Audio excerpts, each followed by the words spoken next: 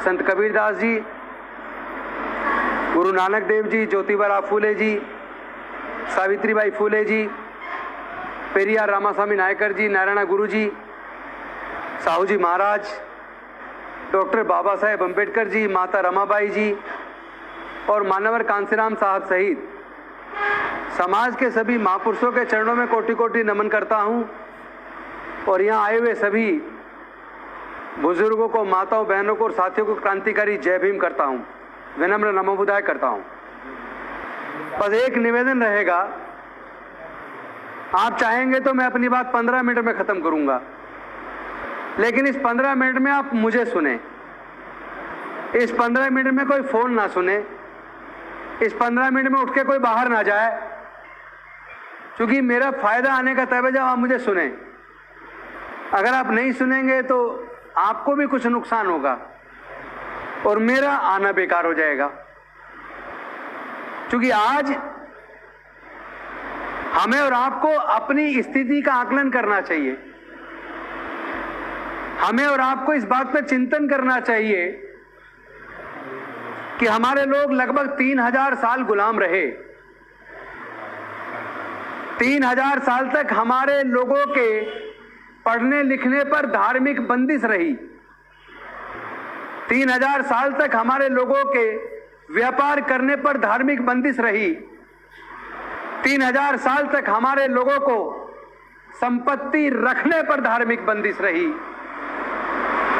और ये धार्मिक बंदिश मनुस्मृति सहित उन धर्मशास्त्रों में लिखकर यह बंदिश लगाई गई जिन धर्मशास्त्रों के हिसाब से समाज चलता था।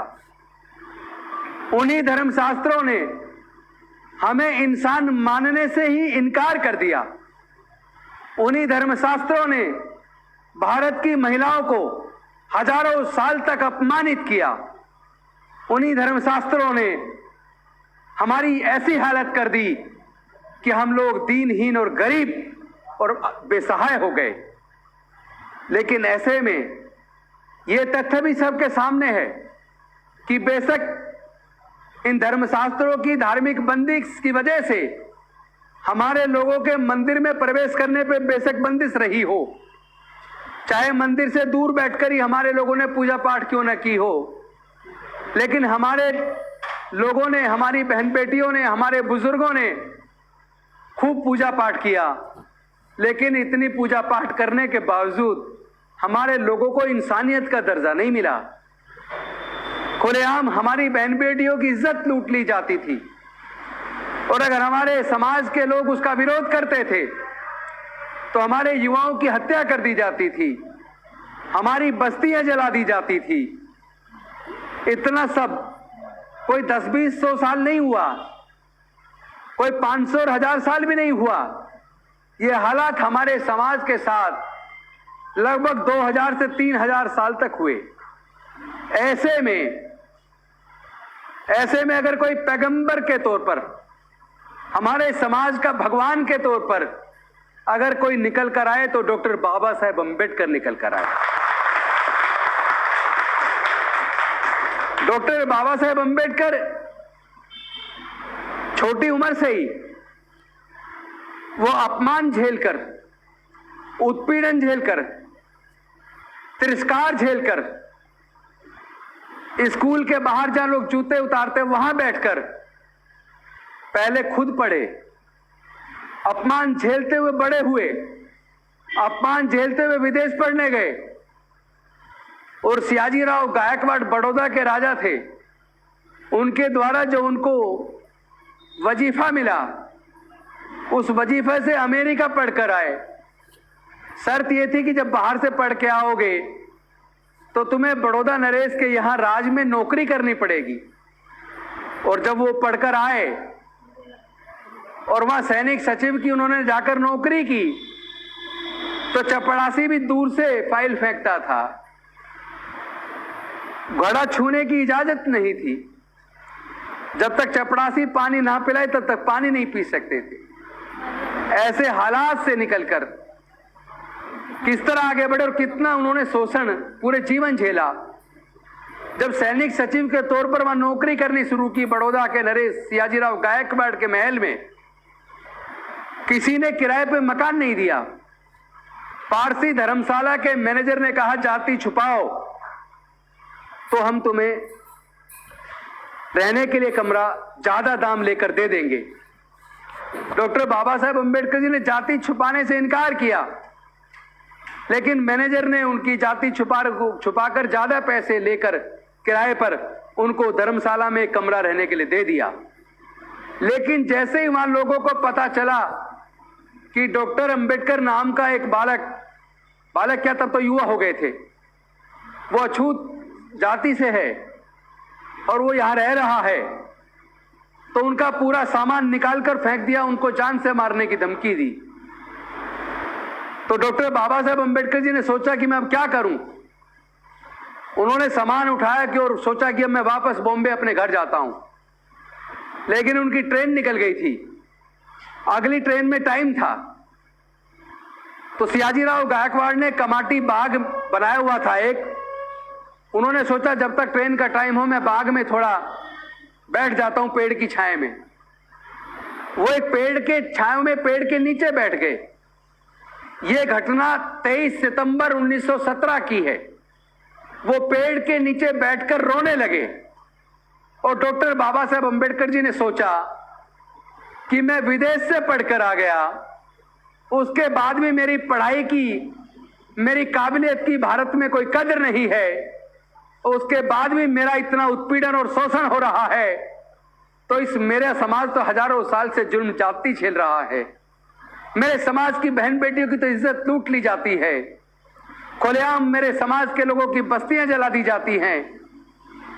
मेरे समाज को कौन हक अधिकार दिलाएगा? मेरे समाज की इस लड़ाई को कौन लड़ेगा?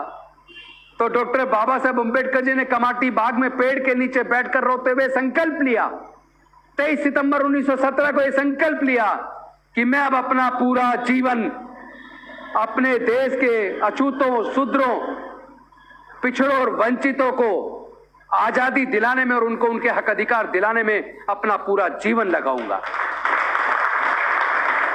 और वहां से डॉक्टर बाबा साहेब अंबेडकर के जीवन संघर्ष की शुरुआत होती है। उनके पूरे जीवन संघर्ष को मैं आज के भाषण में नहीं बताऊंगा, वो तो आप कितने ही नेताओं से सुनते रहे होंगे, कुछ लोगों ने किताबें भी पढ़ी होंगी, लेकिन मैं आज जो हमारे लोगों के साथ पूरे देश में घट रहा है, आज जो हमारे लोगों का नुकसान हो रहा है, उस वक्त 125 साल पहले भी डॉक्टर बाबा साहेब अंबेडकर जब बालक के रूप में स्कूल में पढ़ते थे, उस वक्त भी वो घड़ा छूकर पानी नहीं ले सकते थे। अगर उस वक्त चपड़ासी नहीं आके पानी पिलाए और छुट्टी पे चला जाए तो पूरे दिन प्यासे रहते थे। उस वक्त भी उत्पीड़न था। और आज 125 साल बाद भी राजस्थान के अंदर इंद्र मेघवाल ने घड़ा छू लिया, 9 साल के बच्चे ने पीट पीट कर उसकी हत्या कर दी। तो बदला क्या? आज 125 साल बाद भी एक कोविड हेल्थ वर्कर जो हॉस्पिटल में नौकरी करता था, जितेंद्र नाम था उसका, वो बहुत सुंदर था, मूंछें रखता था, फोटो खींच के सोशल मीडिया पे डालता था, जितेंद्र मेघवाल की हत्या कर दी। जब हत्यारे से पुलिस ने पूछा तुमने जितेंद्र मेघवाल की हत्या क्यों की, तो हत्यारे ने कहा कि ये शूद्र है, अछूत है, मूंछें रखता है, सोशल मीडिया पे फोटो डालता है, सुंदर दिखता है, इसका सुंदर दिखना, मूंछें पहनाना हमें पसंद नहीं आया, इसलिए हमने इसकी हत्या कर दी। तो 125 साल बीत गए बाबा साहेब की उस घटना को, और आज भी घड़े छूने पे हत्या हो रही है, आज भी मूंछ रखने पर हत्या हो रही है। गुजरात के अंदर एक युवा ने घोड़ा खरीद लिया, घोड़ा खरीदने पर हत्या कर दी। एक युवा ने चश्मा खरीद लिया, चश्मा लगा के सुंदर दिख रहा है तो उसी पे हत्या कर दी। आज भी घोड़े पे बारात निकालने पे हमला हो रहा है। तो मैं पूछना चाहता हूं, बदला क्या? डॉक्टर बाबा साहेब अंबेडकर जी ने पूरा जीवन संघर्ष किया, और इस संघर्ष के दौरान डॉक्टर बाबा साहेब अंबेडकर के 4-5 बच्चे हुए, आपको जानकर दुख होगा, डॉक्टर बाबा साहेब अंबेडकर जी के छोटे छोटे 5 में से 4 बच्चे गोदी में ही मर गए, सिर्फ इसलिए क्योंकि उन्होंने पूरा जीवन पूरे इस देश के शूद्रों और अछूतों के लिए, पिछड़ों के लिए, दलितों के लिए, आदिवासियों के लिए, उनके हक अधिकार की लड़ाई में अपना पूरा जीवन लगा दिया, अपनी बच्चों की तरफ नहीं देखा। छोटे छोटे 4 बच्चे 5 में से चले गए और जवानी में उनकी पत्नी रमाबाई, माता रमाबाई 35 से 37 साल के बीच उम्र थी। इतनी सी छोटी सी उम्र में डॉक्टर बाबा साहेब अंबेडकर जी की पत्नी रमाबाई भी चली गई। उसके बावजूद डॉक्टर बाबा साहेब अंबेडकर जी ने हिम्मत नहीं हारी और उनके संघर्ष का नतीजा देखिए, उनके 4 बच्चे और पत्नी का बलिदान देखिए कि उनके बलिदान की वजह से हमारे 3,500 साल की न केवल वो गुलामी तोड़ने में कामयाब हुए, न केवल हमारे लोगों के पढ़ने लिखने के रास्ते खोल दिए, न केवल शिक्षण संस्थानों में रिजर्वेशन देकर एजुकेशनल इंस्टीट्यूट में हमारे बच्चों के एडमिशन होने लगे, न केवल सरकारी नौकरियां हमें मिलने लगी जो रिजर्वेशन सरकारी नौकरियों में डॉक्टर बाबा साहेब अंबेडकर जी ने दिया, बल्कि इसके साथ साथ उन्होंने राजनीतिक प्रतिनिधित्व दिया और राजनीतिक प्रतिनिधित्व देने की वजह से हमारे लोग ग्राम प्रधान बनने लगे, जिला पंचायत सदस्य बनने लगे, निगम पार्षद बनने लगे, चेयरमैन बनने लगे, एमएलए बनने लगे, एमपी बनने लगे, मंत्री बनने लगे, मुख्यमंत्री बनने लगे, यहां तक कि देश के राष्ट्रपति बन गए, देश के मुख्य न्यायाधीश बन गए, कलेक्टर बन गए, जज बन गए, डॉक्टर बन गए, इंजीनियर बन गए, प्रोफेसर बन गए। लेकिन ये सब कुछ जो हुआ, यहां तक कि उनकी कुर्बानी की वजह से मैं एमएलए बना, फिर मैं मंत्री भी बना। अगर डॉक्टर बाबा साहेब अंबेडकर ये राजनीतिक प्रतिनिधित्व ना दिलाते तो बताइए ईमानदारी से, क्या मैं एमएलए बन पाता, क्या मैं मंत्री बन पाता? नहीं बन पाता। प्रताप सिंह जी ऑफिसर बने, अगर डॉक्टर बाबा साहेब अंबेडकर रिजर्वेशन ना दिलवाते तो इनके पिताजी क्या ऑफिसर बन पाते? नहीं बन पाते। यहां भी जितने लोग बैठे हैं, बहुत सारे लोग सरकारी नौकरी से आए। हमारे मिशन जय भीम के राष्ट्रीय महासचिव बीपी बौद्ध जी, ये डीटीसी से चीफ जनरल मैनेजर रिटायर हुए हैं। हमारे समाज से पहला आदमी उस कुर्सी तक पहुंचा था, पहला। अगर doctor Baba Saheb Ambedkar educational institution में रिजर्वेशन न दिलाते तो दिल्ली कॉलेज ऑफ इंजीनियरिंग में इनका एडमिशन नहीं होता, इनको 1500 रुपए वजीफा ना मिलता तो इनकी फीस जमा ना होती। उस फीस को भी जमा किया और अपने कपड़े भी उस वजीफे से खरीदते थे और वहां से डिग्री की, इंजीनियरिंग की, फिर एमबीए किया और डीटीसी में चीफ जनरल मैनेजर के पोस्ट से रिटायर हुए। तो अगर doctor Baba Saheb Ambedkar educational institution में रिजर्वेशन ना देते तो ये इंजीनियरिंग ना कर पाते, अगर वो सरकारी नौकरी में रिजर्वेशन ना देते तो ये डीटीसी में चीफ जनरल मैनेजर ना बन पाते। तो एक अकेला व्यक्ति जिसने अपने छोटे छोटे 4 बच्चों को गंवाकर, जवानी में अपनी पत्नी को गंवाकर हम लोगों के लिए पूरे रास्ते बनाकर चले गए। लेकिन हमने क्या वफादारी की? हमने क्या डॉक्टर बाबा साहेब अंबेडकर के साथ वफादारी की? हम जहां भी सभाएं करते हैं, मुझे खुशी है मेरे कहने के बाद कम से कम कुछ माताएं आ गई, कुछ तो आई, वरना ज्यादातर जहां जाता हूं पुरुष ही पुरुष बैठते हैं।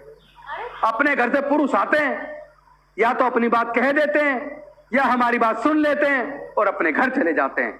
हम लोग सबसे बड़ी गलती क्या कर रहे हैं? हम गलती ये कर रहे हैं, जहां भी समाज के हक अधिकार पे चर्चा होती है, जहां भी इस तरह की सभाएं होती है, हम पुरुष इकट्ठे होते हैं और पुरुषों में भी ज्यादा लोग रिटायर मिलेंगे, जवान लड़के नहीं आते। हमारी माताएं, बहनें, बेटियां, बहनें वो सब घर पे रहती हैं, पत्नी हमारी घर पे रहती है, उन्हें हम घर छोड़ के आते हैं। घर के बगल में कोई कथावाचक आता है, घर के बगल में कोई माता की चौकी लगती है, घर के बगल में कोई जागरण होता है, तो हमारी माताएं बहनें पड़ोसन के साथ वहां सुनने चली जाती हैं। तो मूवमेंट किसका बढ़ेगा? जब हमारी माताएं बहनें कथावाचक को सुन रही हैं, हमारी माताएं बहनें जागरण में जा रही हैं, कीर्तन में जा रही हैं, तो हमारी माताएं बहनें तो उनका विचार सीख रही है ना। मिशन हमारा बढ़ेगा, उनका बढ़ेगा, इसलिए उनका मिशन बढ़ रहा है। वो लोग संख्या में 12% है केवल, हम लोग संख्या में 88% है, लेकिन 12% देश पे राज कर रहा है। 12% देश के सारे संसाधनों पे काबिज है। 12% में ही हाई कोर्ट, सुप्रीम कोर्ट के जज बन रहे हैं। 12% में भारत का जो सचिवालय है उसके सेक्रेटरीज हैं। जो भारत की योजना बनाते हैं, तो कौन आगे बढ़ेगा? देश के सारे संसाधनों के मालिक 12% हैं। 88% केवल क्या गुलामी करने के लिए? 18% के पास जो कुछ डॉक्टर बाबा साहब अम्बेडकर ने दिया था वो सारा छिन गया है। वो सारा छिन गया है। चूंकि क्यों छिन गया, उसके कारण कभी आप लोग सोचते नहीं हो, आप लोग चिंतन नहीं करते। क्योंकि अपने जवान बच्चों को तो लेकर आए नहीं हो, अपने बेटियों को तो लेकर आए नहीं हो, अपनी पत्नियों को तो लेकर आए नहीं हो। तो जो मैं समझाना चाहता हूं उनकी समझ में कैसे आएगा? उनकी समझ में कैसे आएगा? अभी भारत सरकार के शिक्षा राज्य मंत्री उन्होंने खुलासा किया है, उस पर मैंने कल वीडियो डाली है फेसबुक पे, ट्विटर पर आज सुबह सुबह डाली है, उस पर सुन लेना। शिक्षा मंत्री ने 5 साल का डाटा दिया है। भारत के जितने आईआईटी सहित सेंट्रल यूनिवर्सिटी हैं, पिछले 5 सालों में 25,000 SC ST OBC के छात्रों ने पढ़ाई छोड़ दी। बीच में पढ़ाई छोड़ दी। पहले तो आईआईटी के लिए कोचिंग कराने पे 2-3 लाख 4 लाख खर्च होता है। इंजीनियरिंग की कोचिंग कराने के लिए 3 लाख 4 लाख खर्च होता है। मेडिकल की कोचिंग कराने के लिए 3 लाख 4 लाख खर्च होता है। और इतना पैसा खर्च करके आपके बच्चे किसी तरीके से रिजर्वेशन के माध्यम से आईआईटी में सेलेक्ट होते हैं। ये आपका दिल्ली टेक्निकल यूनिवर्सिटी, उसमें सेलेक्ट होते हैं। नेताजी सुभाष टेक्निकल यूनिवर्सिटी, उसमें सेलेक्ट होते हैं। आपके बच्चे आईआईटी में, आपके बच्चे इंजीनियरिंग में, आपके बच्चे मेडिकल में, आपके बच्चे मैनेजमेंट में, आपके बच्चे लॉ में। यानी पहले 3-4 लाख खर्च करके कोचिंग लेकर उस एग्जाम को पास करते हैं। एग्जाम पास करने के बाद वहां उनका एडमिशन होता है। एडमिशन के टाइम पे हर साल, मतलब 4 साल का कोर्स है तो 12 से 15 लाख चाहिए, 5 साल का कोर्स है तो 12 से 20 लाख के बीच चाहिए। इतना पैसा एक बच्चे को एक डिग्री लेने के लिए चाहिए। यानी पढ़ाई आपके बच्चों से साजिश के तहत छीन ली। पढ़ाई इतनी महंगी कर दी कि आपके बच्चे पढ़ ही ना पाए।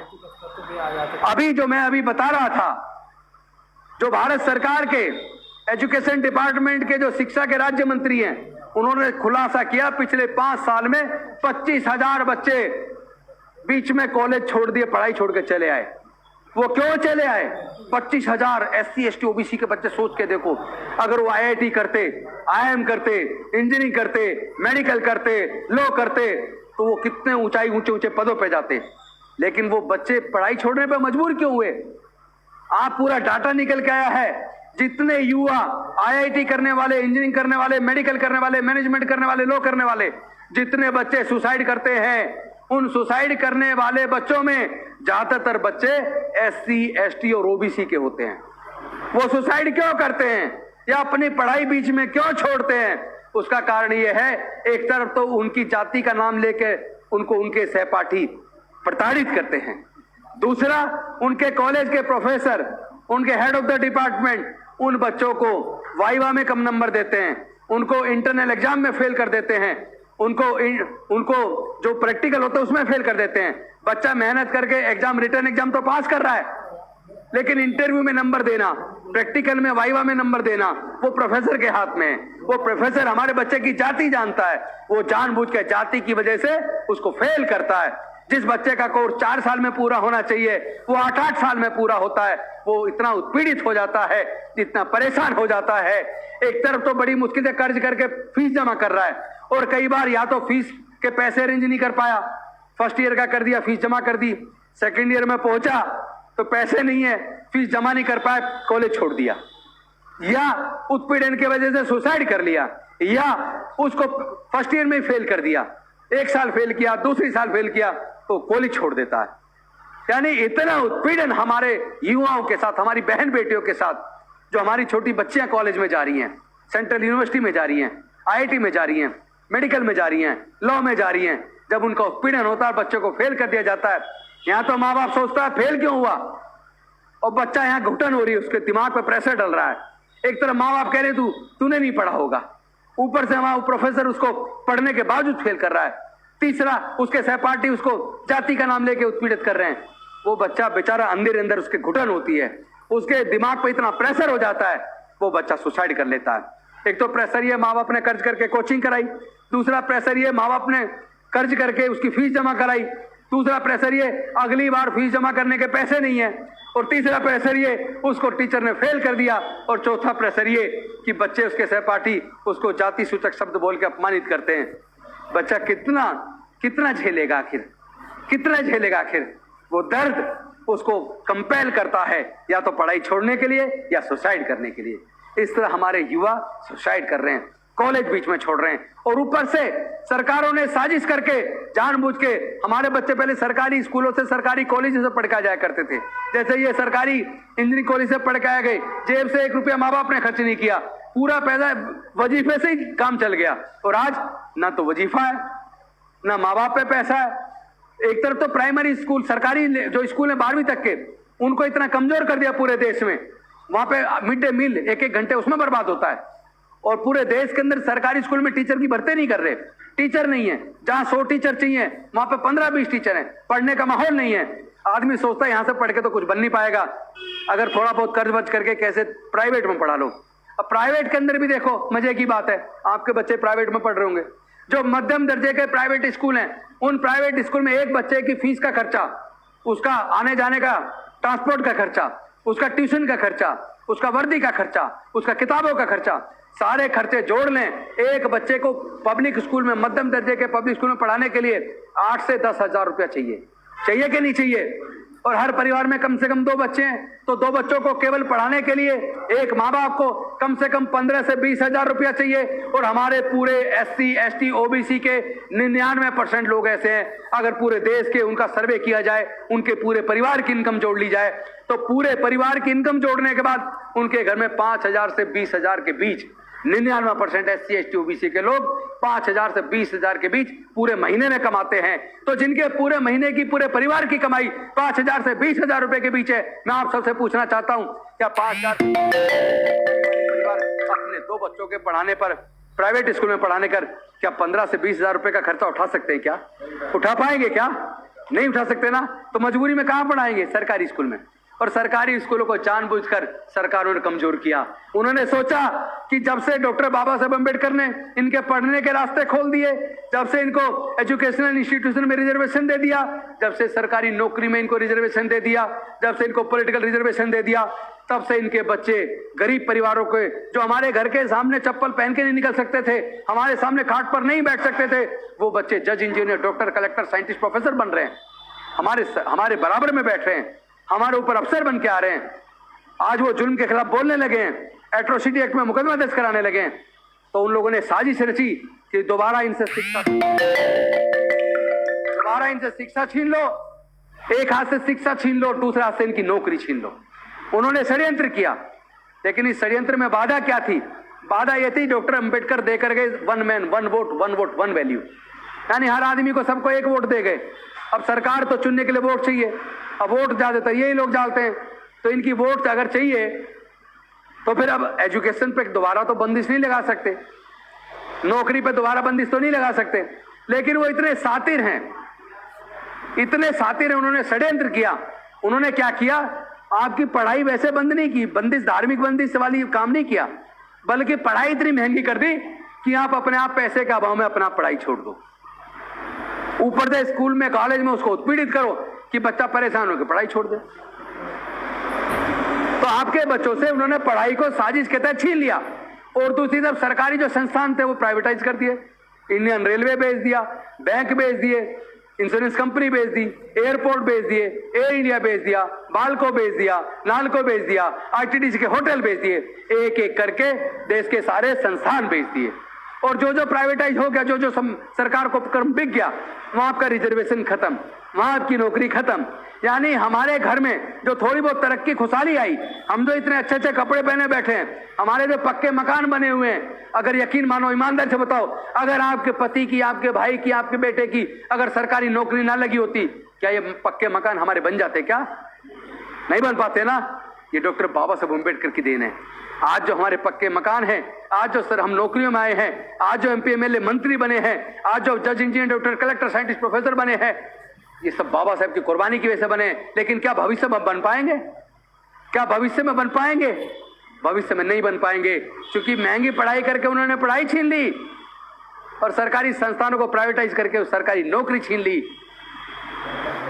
अब दोबारा से गुलामी आने वाली है, यकीन मानिए। आप खुद सोच लो, अपने आस पड़ोस में देख लो, अपने बच्चों को देख लो, और खुद मैं कह रहा हूं, आप अब से पूरे 40 साल पीछे जाओ। 40 साल पहले आपके गली मोहल्ले से जवान लड़कों की लड़कियों की सरकारी नौकरियां लगती देखी होंगी आपने। जितनी सरकारी नौकरी तब लगती थी, आज पिछले 5 साल का आंकड़ा उठा के देख लो, क्या अब इतनी सरकारी नौकरी लगती है क्या जितनी पहले लगती थी? नहीं लगती ना। तो नौकरी तो आपकी बंद हो गई, पढ़ाई महंगी करके पढ़ाई छीन ली, और इतना पैसा आपकी जेब में नहीं है कि आप व्यापार कर लो। व्यापार करने के लिए बहुत बड़ा पैसा चाहिए, वो आप पे है नहीं, और सरकारें आपको लोन भी नहीं देती। बैंक भी इतनी शर्तें लगा देते हैं कि आप वो शर्तें पूरे नहीं कर पाते, आपको लोन भी नहीं मिलता कि आप अपना व्यवसाय कर लो। तो जब आप अपना व्यवसाय कर पाओगे, ना बच्चों को पढ़ा पाओगे, ना आपकी नौकरियां लगेंगी, तो आपका आने वाला भविष्य क्या है? क्या ये सच नहीं है आपके आने वाले बच्चे गुलाम होने वाले हैं? और इस गुलामी का कारण क्या है?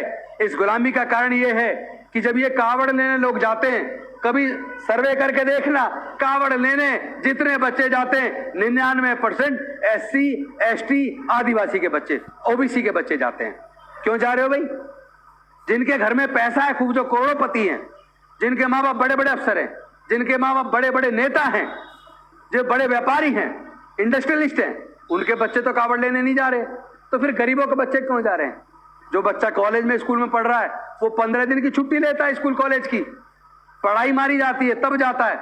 और जो प्राइवेट फैक्ट्री में नौकरी कर रहा है, वो 15 दिन की छुट्टी लेता है फैक्ट्री से, तब कावड़ जाता है। कावड़ जाने में 15-20 हजार खर्च करता है, और जो जितने दिन की छुट्टी होती है उतने दिन की तनख्वाह मारी जाती है 15 दिन की, यानी उसका तो महीने भर की तनख्वाह गई।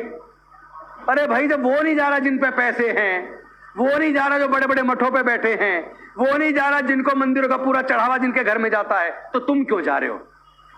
फिर देश के SC ST OBC के बच्चे क्यों जा रहे हैं कावड़ लेने? आप कथावाचकों की कथा सुनने क्यों जा रहे हो? और वो कथावाचक कह रहा है कि जिस महिला के माथे पे सिंदूर लगा हो, जिस महिला के गले में मंगलसूत्र बंधा हो, समझ लो इसकी रजिस्ट्री हो गई, इसकी रजिस्ट्री हो गई। और जिस महिला के माथे पे सिंदूर ना हो, जिस महिला के गले में मंगलसूत्र ना हो, तो समझ लो ये प्लॉट खाली है। मतलब महिला को प्रॉपर्टी बता रहा है। ऐसे कथावाचक की कथा सुनने लाखों लोग जा रहे हैं, और उसमें बहनें हंस रही हैं। उनको इतनी भी शर्म नहीं आ रही कि महिलाओं को एक संपत्ति बता रहा है, एक प्रॉपर्टी बता रहा है।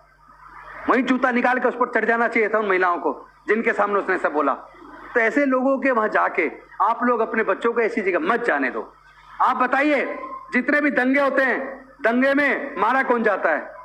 गरीब मारा जाता है, SC ST OBC का आदमी मारा जाता है। और दंगे में मारने के बाद जो जो जेल जाता है, उसका भी सर्वे करके देख लेना, जेल जाने वाला भी SC ST OBC का आदमी मिलेगा।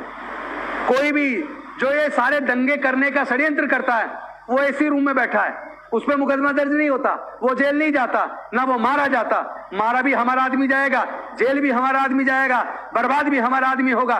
तो मैं पूछना चाहता हूं, जब हमारे लोगों पे उत्पीड़न होता है, हमारी बहन बेटी की इज्जत लूटती है, क्या कोई RSS, बजरंग दल, विश्व हिंदू परिषद हमारे मुद्दों पे कभी प्रदर्शन करती देखी आपने? कभी देखी आपने? नहीं देखी ना। तो फिर हमारे लोग बजरंग दल, RSS, विश्व हिंदू परिषद में क्यों जाते हैं? क्यों जाते हैं हमारे लोग? इसीलिए मैं आया हूं आपके बीच। अपने लोगों को एकजुट करो, पूरे देश के अंदर अपने लोगों को एकजुट करके अपने हक अधिकार की लड़ाई को लड़ना है। जिस तरह डॉक्टर बाबा साहब अम्बेडकर ने हमारे हक अधिकार दिलाए थे, हमने भी संकल्प किया हम अपना पूरा जीवन अपने बच्चों को जो अधिकार छीने उन्हें वापस देने में लगाएंगे, हम उन्हें वापस देने में लगाएंगे। हमने इसीलिए मंत्री पद की कुर्सी त्यागी है कि अगर ये मंत्री पद की कुर्सी हमारे समाज की लड़ाई लड़ने में बाधा बनेगी तो हमें ऐसी कुर्सी नहीं चाहिए। हम अपने समाज की लड़ाई को डॉक्टर बाबा साहब अम्बेडकर के तरीके से लड़ेंगे, हम लड़ेंगे भी, हम जीतेंगे भी।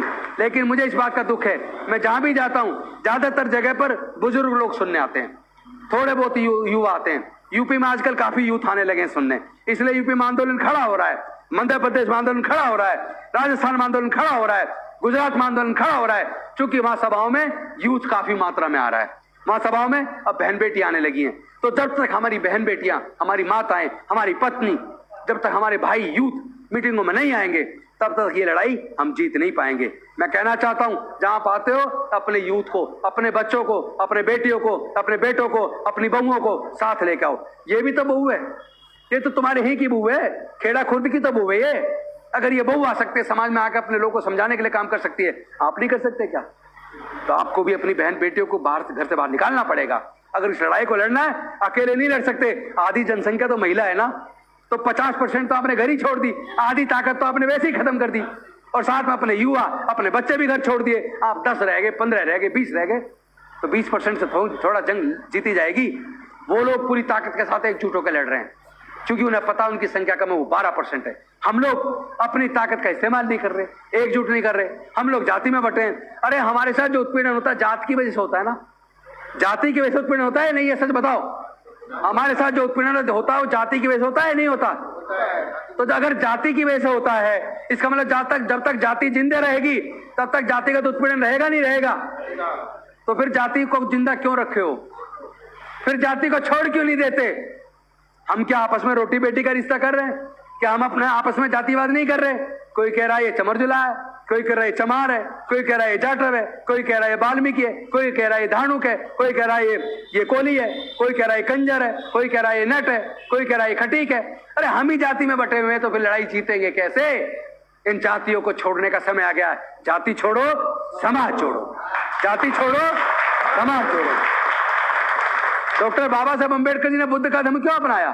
क्योंकि बुद्ध का धम्म वो धर्म नहीं है, वो हिंदू मुस्लिम सिख ईसाई की तरह धर्म नहीं है।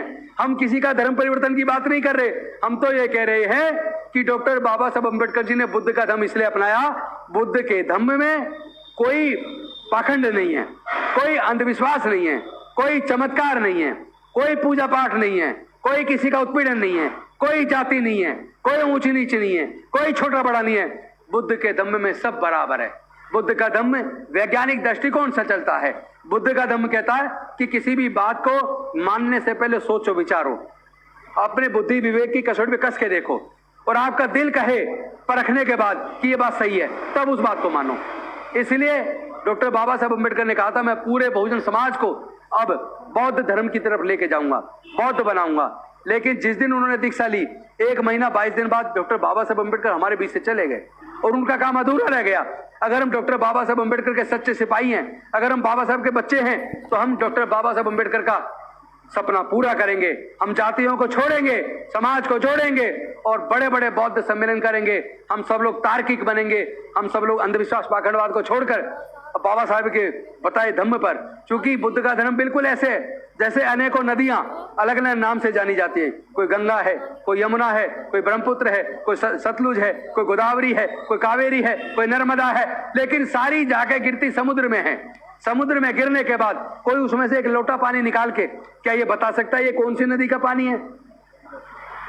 समुद्र में से पानी निकाल के क्या कोई बता सकता है किस नदी का पानी है? नहीं बता सकता ना। क्या कहेगा? ये समुद्र है। उसी प्रकार हम विभिन्न जाति को छोड़ के जब बौद्ध बनेंगे तो फिर हमारी कोई जाति नहीं होगी, हम सब बौद्ध होंगे।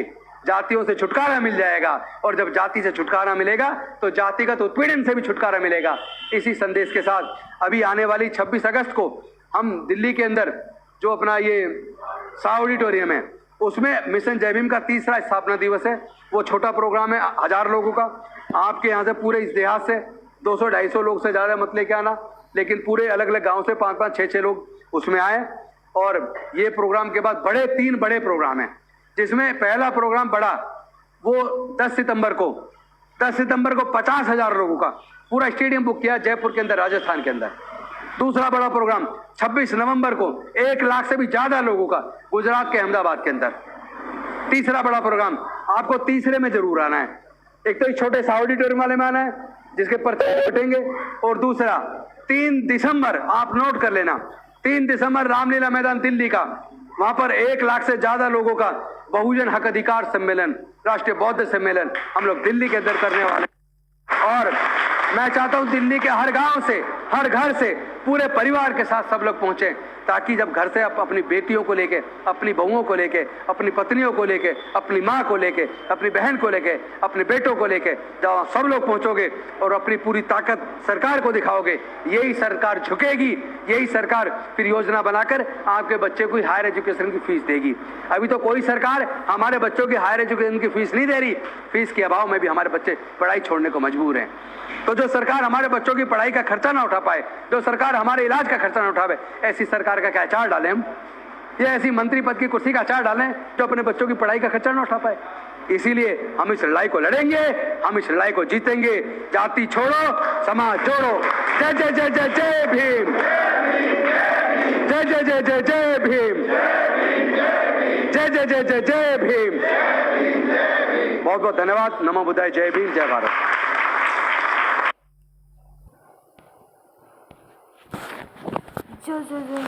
तथागत भगवान बुद्ध, संत गुरु रविदास जी, संत कबीरदास जी।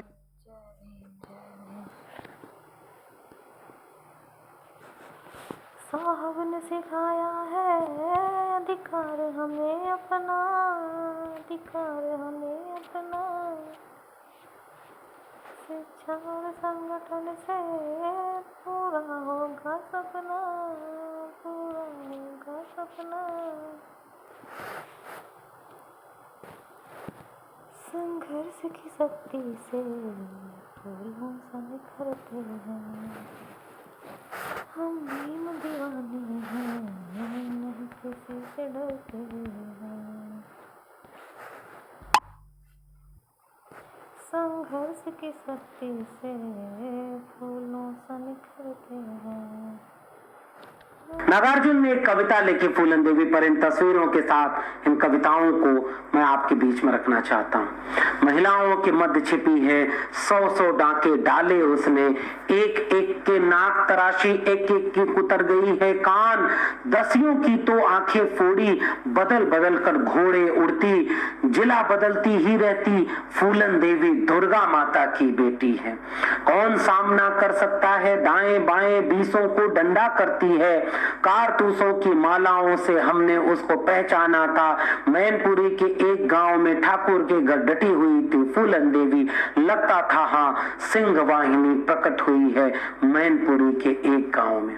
नागार्जुन की कविता बहुत कुछ कहती है। माथे पर लाल पट्टी डाले एक ऐसी लड़की जो चाहती तो आत्महत्या कर लेती और फिर जाने कितनी फूलन देवी अन्याय व शोषण का शिकार होती रहती। मगर उसने पहले बंदूक उठाई, बाद में कलम उठाई। न उसका बंदूक उठाना इस जमाने को रास आया, न उसका कलम उठाना रास आया।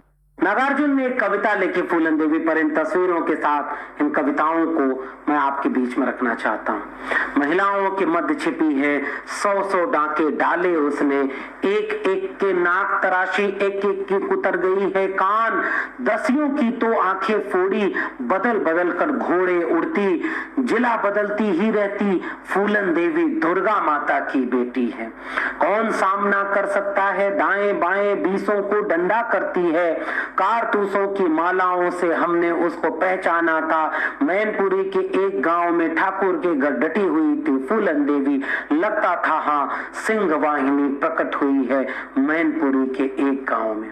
नागार्जुन की कविता बहुत कुछ कहती है। माथे पर लाल पट्टी डाले एक ऐसी लड़की जो चाहती तो आत्महत्या कर लेती और फिर जाने कितनी फूलन देवी अन्याय व शोषण का शिकार होती रहती। मगर उसने पहले बंदूक उठाई, बाद में कलम उठाई। न उसका बंदूक उठाना इस जमाने को रास आया, न उसका कलम उठाना रास आया। नागार्जुन ने एक कविता लिखी फूलन देवी पर। इन तस्वीरों के साथ इन कविताओं को